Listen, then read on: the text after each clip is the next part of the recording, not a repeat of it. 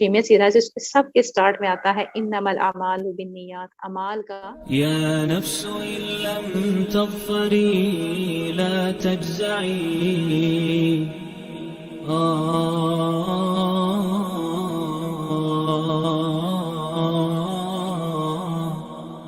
يا نفس إن لم تظفري لا تجزعي وإلى موائد جود مولاك هرعي.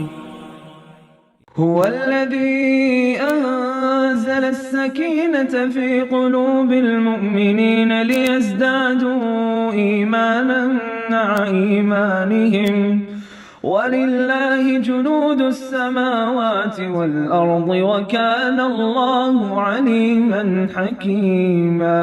لبيك اللهم لبيك لبيك لا شريك لك لبيك إن الحمد والنعمة لك والملك لا شريك لك.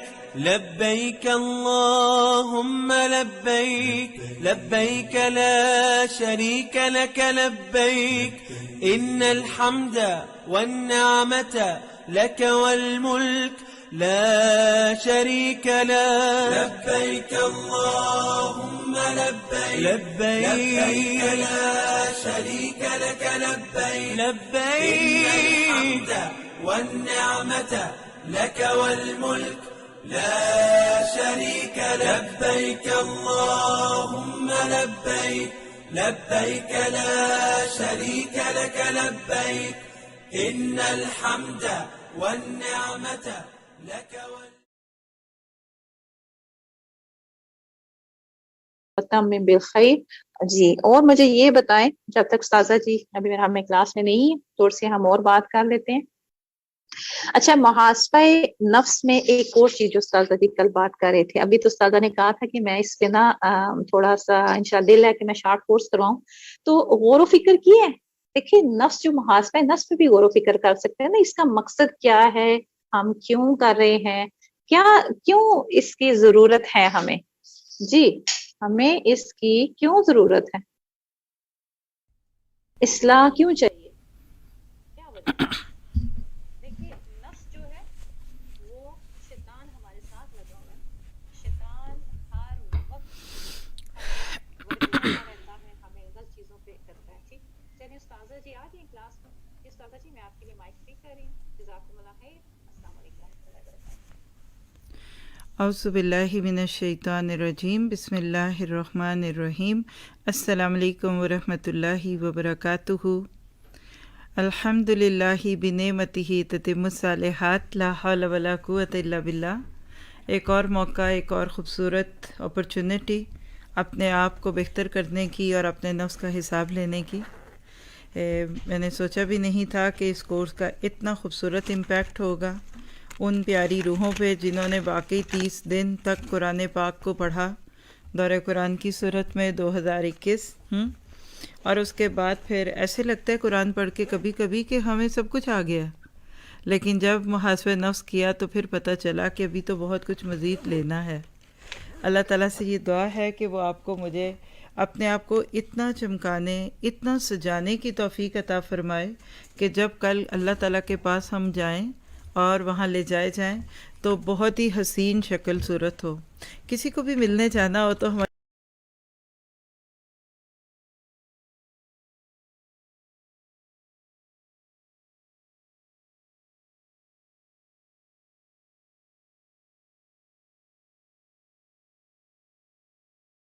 ہماری کیا کیفیت ہوتی ہے.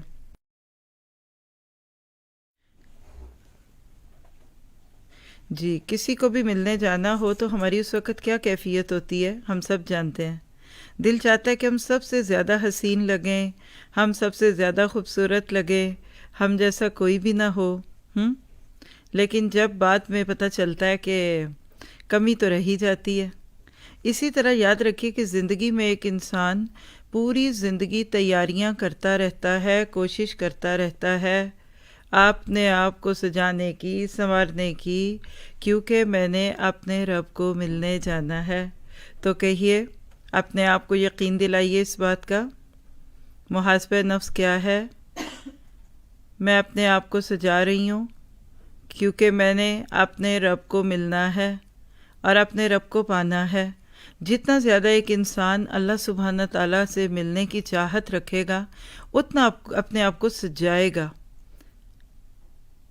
آپ دیکھیے کہ جتنا زیادہ ایک انسان اللہ تعالیٰ سے محبت کرتا ہے نا، وہ محبت اس کو سجنے پہ مائل کرتی ہے۔ تو آئیے خطبے کے ساتھ شروع کرتے ہیں، پورے شرح صدر کے ساتھ تیاریاں کریں گے اپنے رب کو ملنے کی، اور ایسا پیارا چہرہ لے کر جانا ہے کہ دل بھی پیارا، الا من اتى اللہ بقلب سلیم کی صورت میں، اور انشاءاللہ چہرہ بھی خوبصورت، آنکھیں بھی خوبصورت، کان بھی خوبصورت، جسم کے جس عضو کا آپ اور میں محاسبہ کرتے جا رہے ہیں نا، لکھ لیجئے یہ اس کا میک اپ ہو رہا ہے، ہم اس کو سجا رہے ہیں۔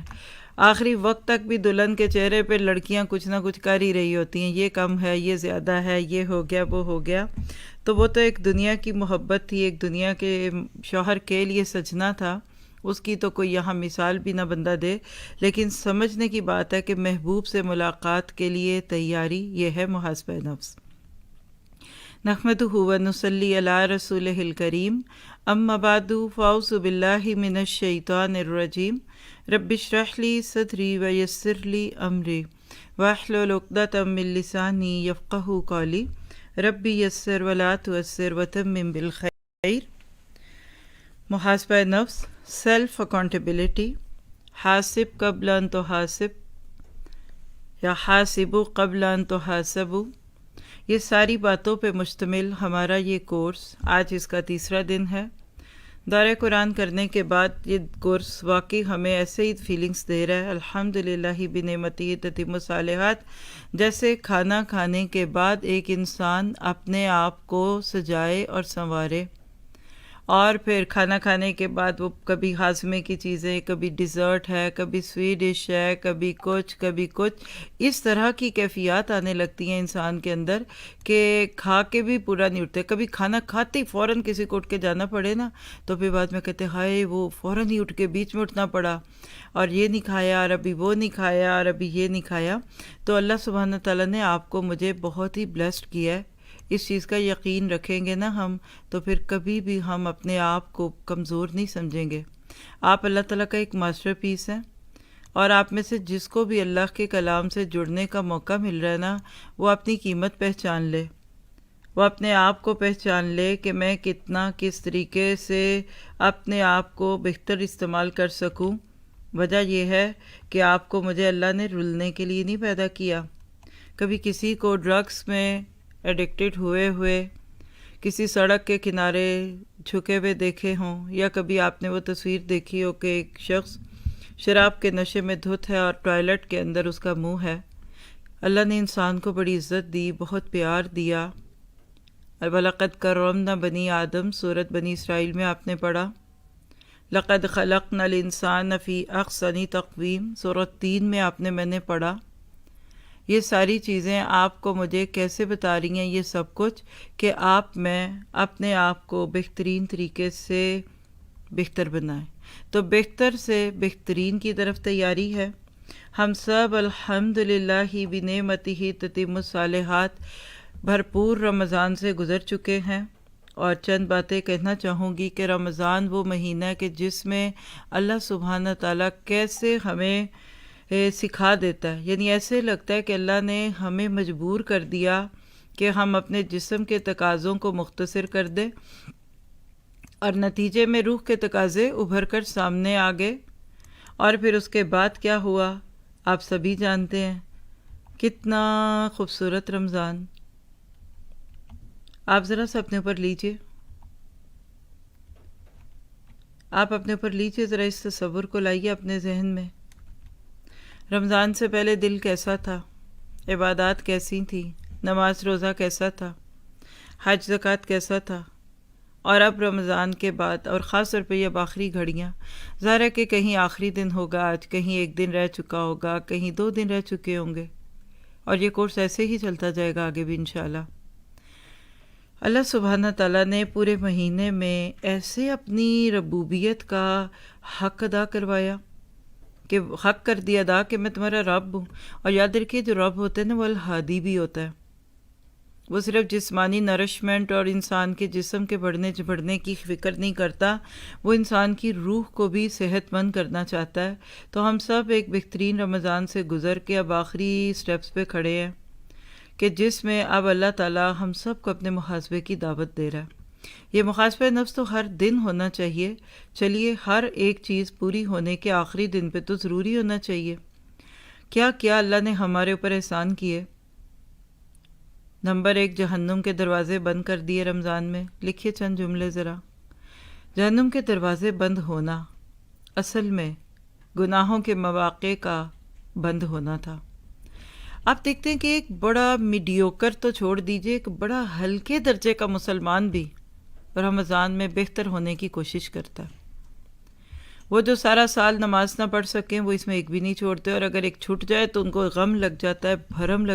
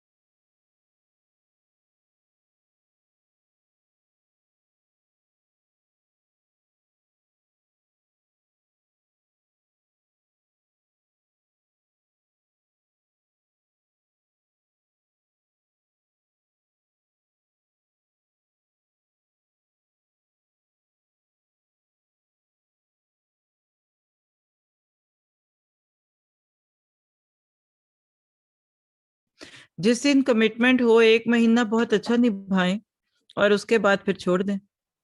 پھر کہتے ہیں اچھا جب اگلا مہینہ آئے گا جس میں مجھے کہا جائے گا اور میں اپنے آپ کو پھر اس کے قابل کر لوں گا.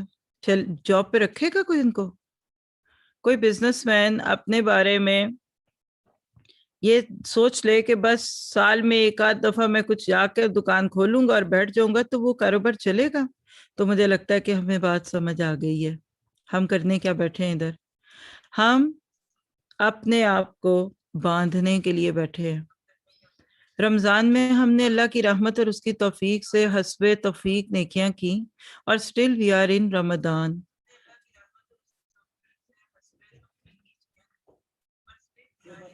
اور آپ اپنے آپ کو دیکھیں گے کہ جتنا زیادہ آپ کو اس بات کی فکر لگ جائے گی کہ میں نے اپنے اس ٹیمپو کو لوز ہونے سے بچانا ہے، اتنا زیادہ آپ اپنے آپ کو بہتر سے بہترین کی طرف لے کر جائیں گے.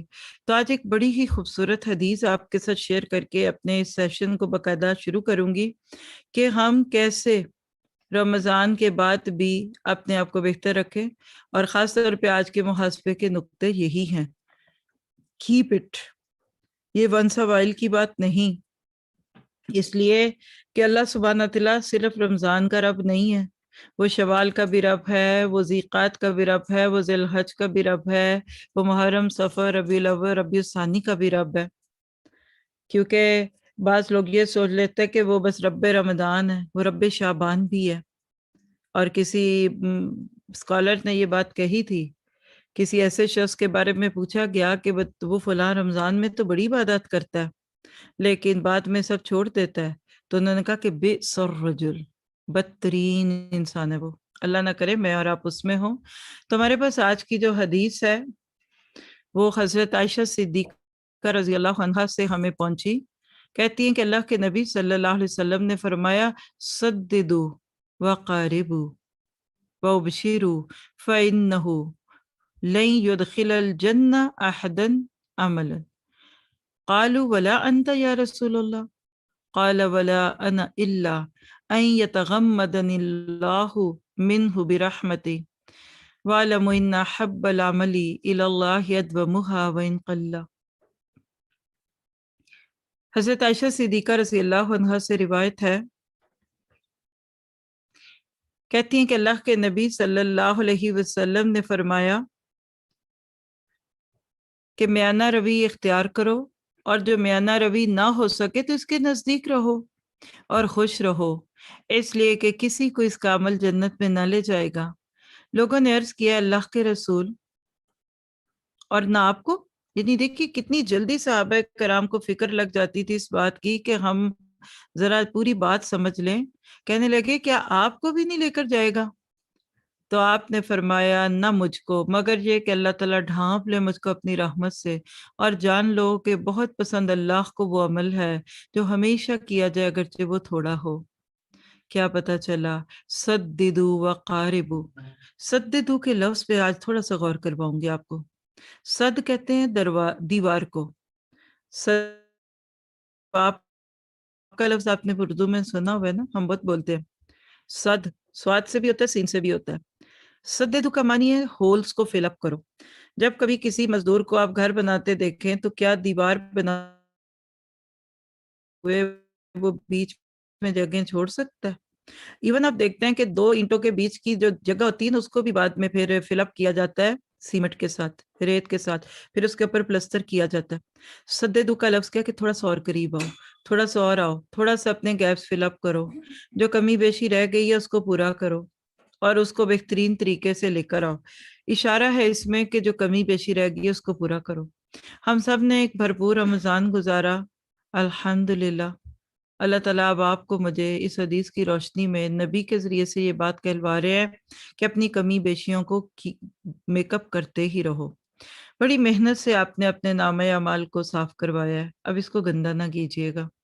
گھر صاف ہو جائے نا تو ہم کسی کو پاؤں نہیں رکھنے دیتے. بچوں کو کی جان پہ بن جاتی ہے جس دن کوئی پیسے دے کے صفائی کرا لے.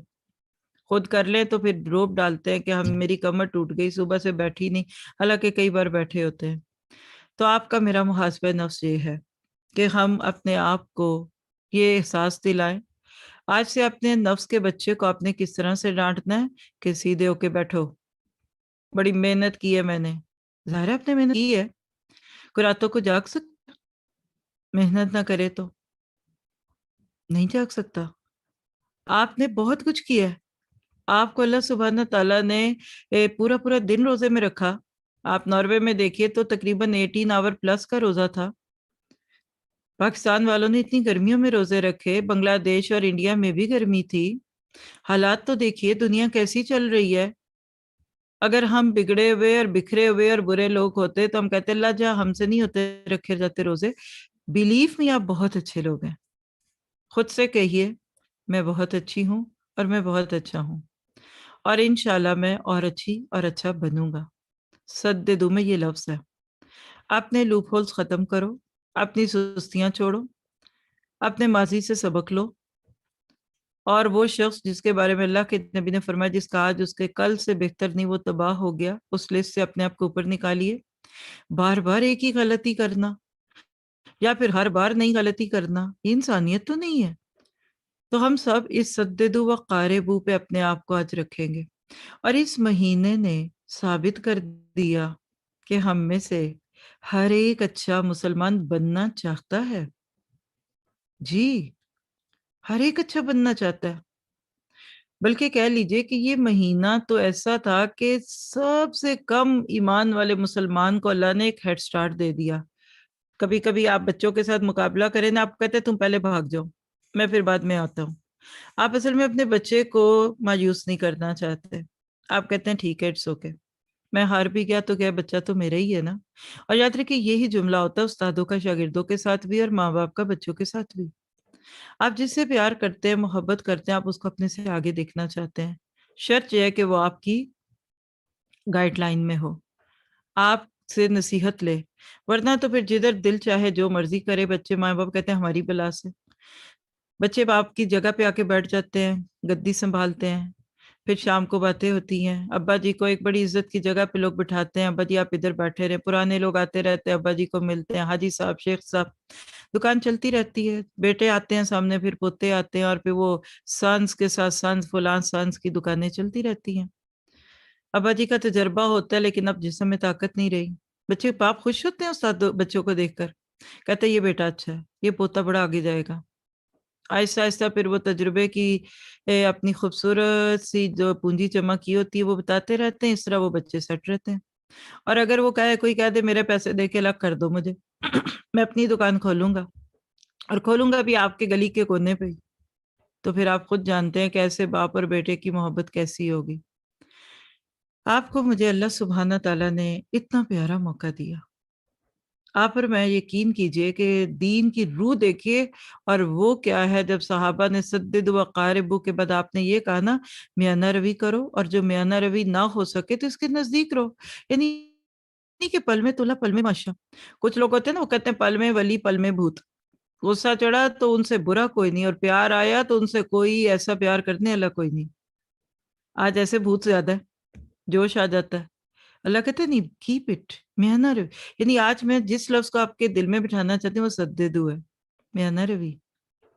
نمازیں ہمیشہ پڑھو. یہ نہیں اب آپ دیکھیے کہ آپ نے 8 نہیں، بعض لوگوں نے 20 تراویحیں بھی پڑھی ہیں نا، 20 اور آگے سارے دن کی رکعتیں جمع کریں تو کیا اب آپ کی وہ ساری نمازیں اور وہ سارا کچھ عید کے دن ختم ہو جائے گا؟ یہ نہیں ہو سکتا. عید کے بعد کیا ہوگا؟ عید کے دن فجر نہ پڑھیں اور آپ عید کی نماز پڑھنے پہ جھگڑے کریں. اللہ اکبر کبیرہ، کیسی باتیں آپ کی.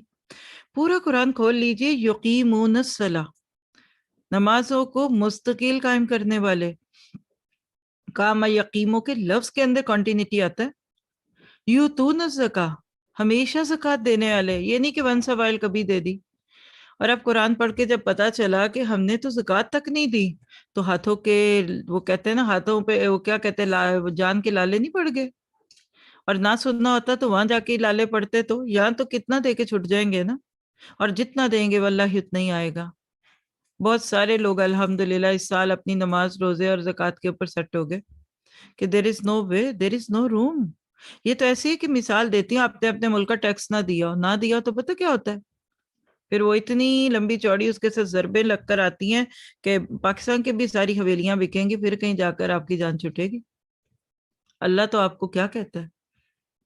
اللہ سبحانہ تعالیٰ کیا فرماتا ہے کہ اپنا اصل دے دو، یاد تو کرو۔ یہ ہے اصل میں سددو وقاربو، قریب آؤ، نیکیوں کے قریب آؤ، ایک دوسرے کے قریب آؤ۔ میانہ روی نہ ہو سکے تو میانہ روی کے نزدیک تو رہو، اور سب سے بات ہے کہ خوش رہا کرو، خوش رہا کرو۔ مسلمان کے چہرے پہ ایک مسکراہٹ ہوتی ہے۔ الذین ھم فی صلاتہم دائمون، دوام رکھو اپنی نمازوں میں۔ ماں باپ کے ساتھ ہمیشہ اچھے رہو، وبالوالدین احسانا۔ تو کیا پتہ چلا کہ اللہ تعالیٰ ہمیں ہمیشہ کا اچھا مسلم دیکھنا چاہتا ہے، اور پھر کا اس کا عمل تو اس کو جنت میں نہیں لے کے جائے گا۔ کیا مطلب پھر عمل چھوڑ دیں؟ لکھیے ایک جملہ، بہت مس انڈرسٹوڈ ہے آج ہمارا دین، اللہ ہمیں ہم پہ رحم کر دے۔ عمل تو نہیں جنت میں لے کر جائے گا، لیکن عمل کرنے کی کوشش جنت میں لے کر جائے گی۔ اللہ کو بندے پہ پیار آ جاتا ہے اس وقت جب وہ بندے کو عمل کرتا دیکھتا ہے، اور ابھی اس سے پورا ہو نہیں رہا۔ آپ اپنی بچے کی مثال سے بات بڑی اچھی سمجھتی ہیں، کیونکہ میں بھی عورت ہوں اور آپ بھی خواتین ہیں، اور عورتوں میں جذبات بڑے غالب ہوتے ہیں۔ آپ اپنے بچے کو دیکھ رہی ہیں کہ ذرا سا اس نے دیکھا کہ آپ مصروف بڑی ہیں، مہمان بھی آ رہے ہیں، اور سٹریس ہے آپ کو، یا آپ کی طبیعت خراب ہے، تو وہ چھوٹی سی 6-7 سال کی بچی وہ کہتی ہے چلے میں چائے بناتی ہوں۔ اب وہ گرتی پڑتی جو کام بھی کرے گی، آپ دیکھ رہی ہیں اس کی نیت بڑی اچھی، اس کی کوشش بڑی اچھی، لیکن وہ بیچارہ ایک ہاتھ سے پکڑتا ہے تو دوسرے سے چیزیں گرتی ہیں۔ تو آپ کیا کہتے ہیں؟ چلو میرا بچہ، I'm fine now, I will help you۔ آپ کا بچہ آپ کے سامنے گرتا پڑتا چھوٹا موٹا کام کرے، تھوڑا بہت کام کرے، تو آپ اس کو کبھی بھی پیچھے نہ کریں، آپ خوش ہوں، آپ کہتے ہیں باقی میں کر لوں گی۔ اور ایک اور مثال سے تو میں کہتی ہوں کہ آج کی بات سمجھ ہی آ جائے تو بڑی بات ہے، اور وہ کیا ہے؟ آپ کے بچے کو کھلونے کا شوق ہے، چلے کھلونے آج کون لیتا ہے، آج کے گیجٹ ہیں، اس کو ایک گیم چاہیے، ویڈیو گیم، اسپل کھیلتا ہے، کچھ بھی کرتا ہے، یا کوئی ایسی اچھی پروڈکٹیو گیم ہے جو وہ کھیلے گا جس سے تو اس کو فائدہ ہوگا، پیسے جمع کرتا ہے، اور وہ گیم ہے $50 کی، آپ اس کو دیتی ہیں $5 ہفتے کے۔ آپ دیکھتی ہیں کہ وہ کھانا بھی نہیں اس میں سے لے رہا کینٹین میں سے، اور جمع کرتا جا رہا ہے۔ کیوں؟ ماما میں وہ گیجٹ لوں گا، میں نے وہ فلاں چیز لینی ہے۔ ایک دن آپ کو بڑا ہی پیار آتا ہے اپنے بچے پہ، آپ دیکھ رہے ہیں پچھلے کئی ماہ سے یہ بیچارہ لگا ہوا ہے، اور ابھی تک اس کے $20 سے $25 ہے۔ محبت میں آپ اس کو لے جاتی ہیں کہیں بھی، اور جب دیکھا تو پتہ چلا وہ 50 کی نہیں، وہ 60 کی ہو چکی ہے۔ اب بچہ ایک دم مایوس ہے، تو آپ کیا کہتی ہیں؟ آپ انہیں کہیں گی کہ بیٹا دو، یہ دے دو، اور ساتھ ہی آپ اپنا کارڈ بڑی شان بے نیازی سے دیتی ہیں کہ جو ریسٹ آف منی ہے نا، ٹیک اٹ فرام ہیئر، میرے کارڈ میں سے لے لو۔ آپ کو پتا ہے کہ آپ کے بچے نے پوری محنت کے باوجود بھی $25 سے $30 ہی جمع کیے ہیں۔ لکھیے، بڑی مسکین، بڑی بھیگی ہوئی شکلیں بنا کر، روتی دھوتی شکلیں بنا کر کہیے، اے اللہ، سارا کچھ کر کے بھی کچھ نہیں کر پائی، پلے نہیں ہے میرے کچھ۔ آپ سچ بتائیے کہ یہ پچھلے 29 سے 30 دنوں کی نمازیں اس قابل ہیں کہ کل اللہ کو دکھا سکوں؟ لکھیے، محاسبہ نفس کس چیز کا؟ عقیدہ تو سچ ہے، اللہ سے تعلق، رسول سے تعلق، اور ایمان بالآخرہ، یہ تو روٹ ہے نا، یہ تو ہمیں اصل میں دکھتی نہیں، یہ تو اعمال میں دکھے گی۔ لیکن نمازیں، اپنی نمازوں کا محاسبہ کرنا ہے آج میں نے آپ نے، اس لیے کہ نمازیں ٹھیک ہو گئیں تو باقی دن ٹھیک ہوگا۔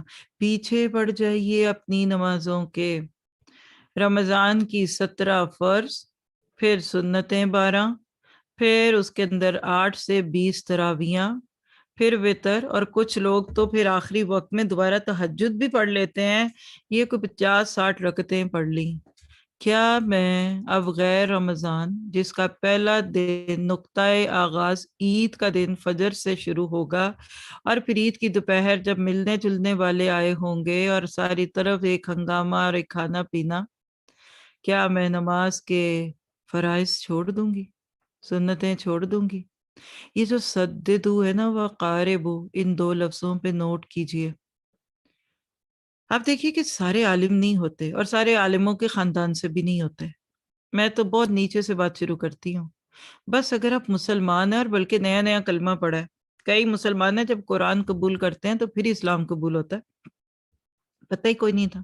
اور یقین کیجئے غیر مسلم کو تو اسلام قبول کرنے کے لیے کلمہ پڑھنا پڑتا ہے نا، مسلمان کو قرآن قبول کرنا پڑتا ہے، کہیں نہ کہیں جا کر اپنے آپ کو باندھنا پڑتا ہے، حک اپ کرنا پڑتا ہے کہ لو مجھے قرآن پڑھنے کے لیے قبول کر لو، پھر میں مسلمان ہوگا. اور آپ کی جیسی سینکڑوں سسٹرز ہر سال ہمارے سامنے آتی ہیں، گواہیاں دیتی ہیں، کہتی ہیں نماز پڑھی نہیں تھی کبھی، زکوٰۃ دیتے ہی نہیں تھے، کبھی دی نہیں آج تک، کیا کروں اب میں. اب پریشانی ہے، حج کا تو کبھی سوچا بھی نہیں تھا، تصور بھی نہیں آیا. تو انشاءاللہ وہ ساتھی کچھ بھی نہیں کرتے تھے تو سددو و قاربو کیا کہ فرائض سے تو شروع کیجئے. رمضان نے آپ کو عادت ڈال دی ہے، اب ایکسٹراز کو پیچھے کر کے فرض اور وہ سنتیں جو نبی نے کبھی نہیں چھوڑی وہ تو پڑھیں گے. اس وقت نہیں پڑھ سکے، تھوڑے بعد پڑھ لیجئے. یہ موقع اس وقت ڈیٹیلز بتانے کا نہیں، صرف آپ کو چند اشارے دینا چاہتی ہوں کہ آپ نے میں نے اس سارے وقت سے کیا سیکھنا ہے کہ اپنی کمیوں کو پورا کرنا ہے. اور یہ جو جملہ ہے نا حدیث میں خوش رہو، یہ اس پہ بھی رہیے، خوش رہیے. مومن ہمیشہ خوش ہوتا ہے، ریلیکسڈ ہوتا ہے. اندر گھبراہٹ بھی ہو نا اگر تو چہرے پہ بڑا اطمینان ہوتا ہے. اور پھر جو آخری حصہ حدیث کا کہ ان احب الاعمال الی اللہ ادومها وان قل، اللہ کے ہاں وہ عمل جو مستقل کیا جائے چاہے وہ تھوڑا سا ہو وہ زیادہ پیارا ہے. جمپس لگاتی ہوئی گاڑی اچھی لگتی ہے؟ آپ گاڑی میں بیٹھے ہیں اور ڈرائیور تیز گاڑی چلے اور پھر ایک دم ہلکی کر دے، دن دن دن دن، پھر ایک دم فل سپیڈ پہ آ جائے اور پھر اس کے بعد آگے سے پیچھے، پیچھے سے آگے، نہیں مزہ آئے گا نا آپ کو. تو لکھیے عبادت کے نام پر اور جنروسٹی کے نام پر اور اسی طرح سے کھانا کھلانے کے نام پر اور نوافل کے نام پہ اور شب بیداریوں کے نام پہ رمضان میں تو ہماری سپیڈ 100 پہ تھی، تو کیا اب دن بدن کم ہو جائے گی؟ نہیں. سددو وقاربو وبشرو، خوشخبریاں بھی دیں اور اپنے آپ کو بھی خوش رکھیں. تو مستقل کیجیے. رمضان کیوں آتا ہے؟ سوال ہے آپ کا خود سے اور میرا آپ سے. رمضان ہماری عادات کو ڈیولپ کرنے آتا ہے، ہمیں گلٹ سے نکالنے آتا ہے، غفلتوں سے نکالنے آتا ہے.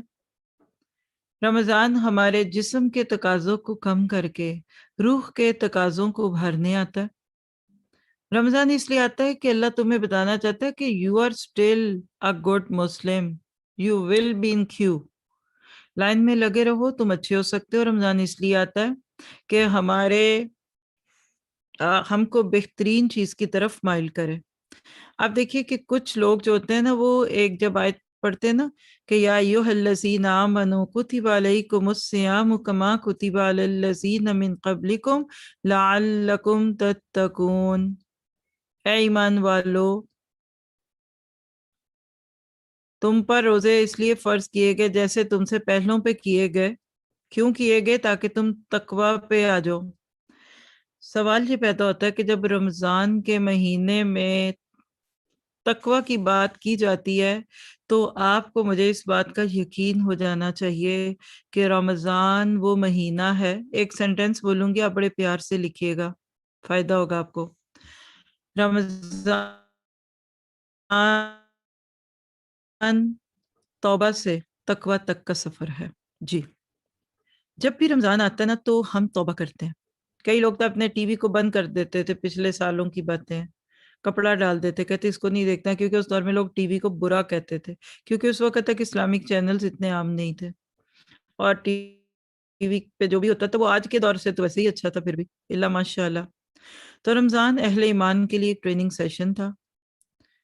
یہ تقوی کے حصول کا ایک خصوصی ماحول بنانے کا مہینہ تھا.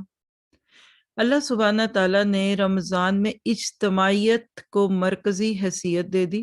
یہ چند جملے لکھ لیں تو آپ کو یہ سارے باتیں سمجھ آتی جائیں گی. یعنی وہ کام جو اکیلے کیا جائے وہ مشکل ہوتا ہے، اس کے اندر میں اکثر مثال آپ کو واک کی دیتی ہوں. اکیلے چلیں گے 10 منٹ بعد تھکنے لگیں گے. سب کے ساتھ چلیں گے آپ کہیں گے پتہ ہی نہیں چلا 1 گھنٹہ گزر گیا. آپ ابھی شعبان کے جب آگے جا کے شوال کے روزے رکھیں گے نا تو آپ کو پتہ لگے گا اکیلے رکھوں گی تو بڑی مشکل ہوگی. تو انشاءاللہ ہم نے آج شام کو ایک لیکچر ہے رمضان کے اب سے لے کے آگے تک، تو اس میں بات ہوگی ڈیٹیل سے انشاءاللہ. لیکن آپ جانتے ہیں کہ اکیلے روزہ رکھنا مشکل ہے.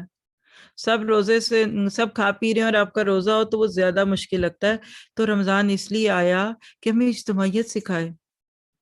کوئی مقصد چاہے وہ دنیا کا ہو یا آخرت کا ہو، جب مل کے کیا جاتا ہے نا تو کام آسان ہو جاتا ہے، نتائج زیادہ اچھے ہوتے ہیں. آخرت کے مقاصد کو پانے کے لیے بھی اجتماعیت بہت خوبصورت ہے. تو لکھیے، کیا اس رمضان نے مجھے ایک اجتماعی زندگی کا سبق نہیں دیا؟ یہ میری 1.5 انچ کی مسجد مجھے کہاں تک بخشوائے گی؟ یہ میں نون میں نقطہ کیوں ہوں؟ میں اپنے آپ کو گھر میں سب سے الگ رکھ کر اپنے آپ کو بہت نیک اور دوسروں کو اور زیادہ برا کیوں سمجھنے کی سوچ میں ہوں؟ تو اجتماعیت سکھاتا ہے. لکھیے، ایک وقت پہ سب مسجدوں کی طرف جاتے، ایک ہی وقت پہ اللہ اکبر، ایک ہی وقت پہ ایک ود ان 10 سیکنڈ کو کھجور پہلے منہ میں رکھ دے تو فتوے شروع ہو جائیں گے کہ روزہ ٹوٹ گیا. اور کوئی گلاس میں بچا ہوا پانی پی لے اور اذان شروع ہو چکی تو کہتے ہیں روزہ ٹوٹ گیا. اتنی اجتماعیت سیکھی. کیا آج امت مسلمہ میں اجتماعیت کی اہمیت ہے؟ کوئی ایک بندہ اپنی مرضی سے پہلے روزہ رکھ چھوڑ نہیں سکتا، اور اسی طرح 1 دن پہلے اور 1 دن بعد. کوئی کہتا ہے کل عید ہے، وہ ایک کہتا نہیں میں نے 1 دن اور روزہ رکھنا ہے، میں 29 کیوں کروں، میں 30 رکھوں. تو لکھیے، رمضان آپ کو مجھے اجتماعیت سکھاتا ہے، ٹیم ورک سکھاتا ہے. افطاری بنتی ہے ٹیم ورک سے بنتی ہے نا الحمدللہ. اور عموماً دیکھیے ایک کلچر کے لوگ ایک ہی جیسا کھانا کھاتے ہیں، جیسے ہمارے دیسی لوگ پکوڑے سموسے کھاتے ہیں اور اس طرح کے کچھ شربت اور جوسز پیتے ہیں. ایک اذان آتی ہے اور سب مسجد کی طرف بھاگتے ہیں. ساری دنیا کے اہل ایمان کو بیک وقت صبح صادق سے غروب آفتاب تک اللہ باندھ دیتا ہے. کیا پتہ چلا کہ یہ آپ کو مجھے سکھا رہا ہے کہ تم ایک ہو، اجتماعیت کے ساتھ چلو. ہمارا دین ہمیں اکیلے منجدھار میں نہیں چھوڑتا. اور پھر جو روحانی ترقی کا ایک نورانی نور عطا ہوتا ہے نا رمضان میں، اور سب کے ساتھ مل کر، کبھی مجھے وہ حرم کی گلیاں یاد آ رہی ہیں جو رمضان میں کبھی گزرے، وہاں سے کھڑے ہو کے جمعہ پڑھا تھا ہم نے 2 سال پہلے جب گئے تھے. کھڑے ہو کے جمعہ پڑھا تھا برج کے نیچے، اور ہم پہلے سے نکلے ہوئے تھے. سامنے حرم دکھ رہا ہے لیکن ہم پہنچ نہیں پا رہے. ایگزیکٹلی اسٹینڈنگ، بالکل یوم یقوم الناس لرب العالمین والی کیفیت تھی کہ لوگ، کیا آپ کو بھی پتہ نہیں پتہ تو لکھ لیں، قیامت کے دن کسی کو بیٹھنے اور لیٹنے کی جگہ نہیں ملنی، صرف کھڑے ہونے کی جگہ. کھوے سے کھوا مل رہا ہوگا، اس طرح جڑ جڑ کے لوگ کھڑے ہوں گے. اور نماز میں دیکھ لیجئے جو ہوتا ہے وہاں کیسے اللہ تعالیٰ کرتے ہیں. پھر آپ دیکھیے کہ تقوی جو ہے نا، یہ خوف الہی اور خشیت الہی ہے. تو رمضان اس لیے آتا ہے کہ ہمیں خوف الہی اور خشیت الہی دے. ہاں، اس میں وسعت بہت ہے. تقوی خشیت الہی بھی ہے اور محبت الہی بھی ہے. عبادت اور تقوی کے علاوہ حصول مقصد میں ہمہ تن کوشش کرتے رہنا، مسلسل جد و جہد کرنے کے نام کو بھی تقوی کہتے ہیں.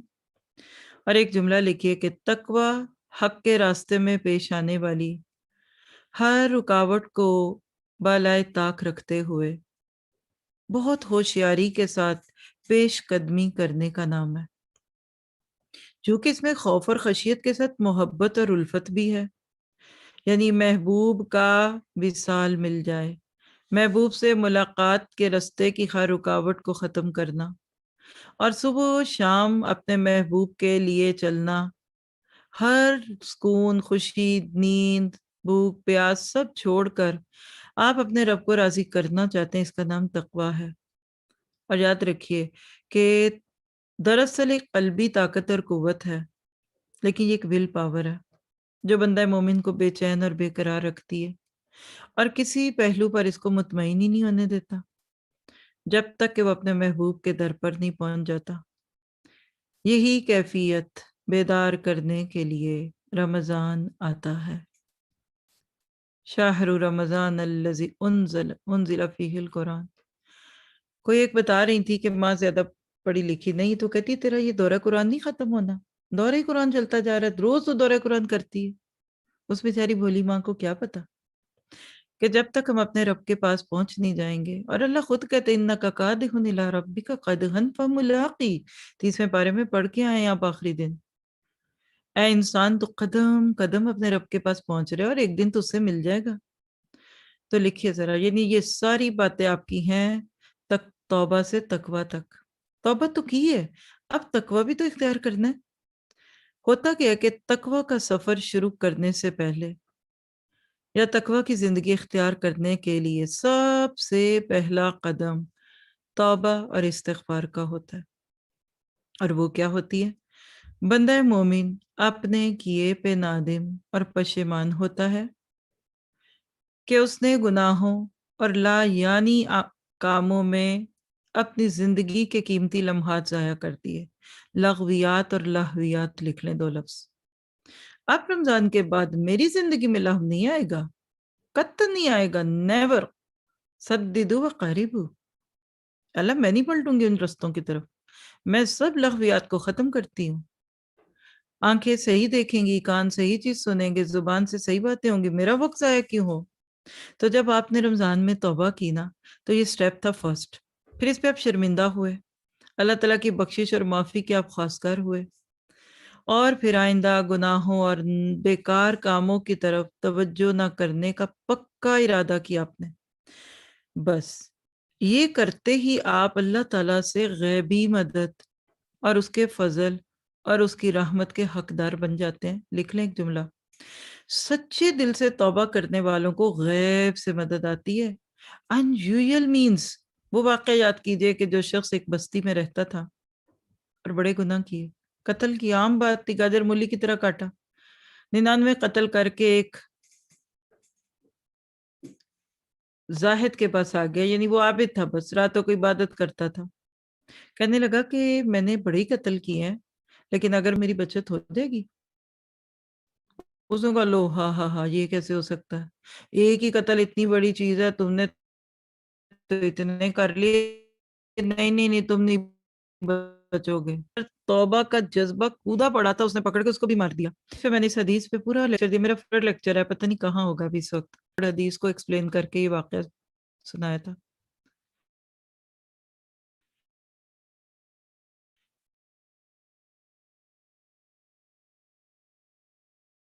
کہ شارحین کہتے ہیں اس حدیث کی شرح میں توبہ کا پہلا قدم تھا، اس کے اندر نکلنے نہیں دے رہے، میں تجھے بھی مار دوں گا۔